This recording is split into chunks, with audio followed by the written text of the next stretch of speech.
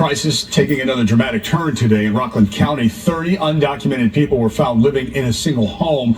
Officials say they were bused there from the city. Investigative reporter Sarah Wall is looking into this. She is live in Clarkstown. Sarah.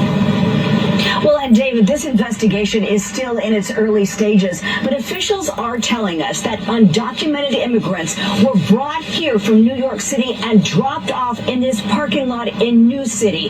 They then made their way to at least one local rental house. It's still unclear who is behind this effort or whether this is part of a large-scale operation.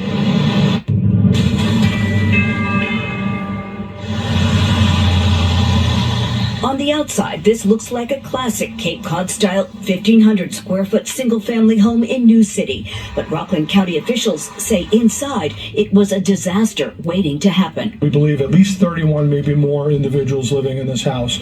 Some of the most egregious conditions we've ever seen. The electrical totally overloaded, extension cords all over the place. You can see right there, that's the garage. Those are children on those mattresses in the garage, mattress upon mattress upon mattress.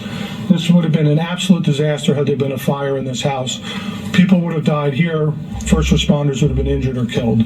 Clarkstown officials got a search warrant last Friday after getting an anonymous tip and talking with immigrants who were caught scavenging for clothes at this local drop-off bin. We believe this is organized. We believe that there are people behind this from the statements that have been relayed to our inspectors and the police. These folks talked about kind of a chain. People were coming through, that they had come into the country, they were going to be staying here in this migrant flop house for a short period of time, and that they were going to be going to other locations. Officials say the owner of the home is listed as 29-year-old Shlomo Koppel of Muncie. No one answered at his address today. Town attorneys went to court this morning asking for a temporary restraining order and immediate eviction. Koppel owns at least one other rental house in nearby Spring Valley. The county now investigating all Koppel's properties, and officials are demanding more. I'm calling upon the state attorney general to immediately open up an investigation into the movement of human beings all over this state.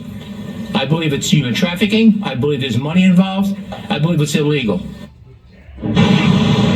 Several of the immigrants told authorities that they had come in through the southern border into Texas, then were flown to New York City. Some went from Manhattan to Queens and then here to New City. A lot to sift through, but one thing is clear: the owner of that rental house will be hit with a number of health and safety violations.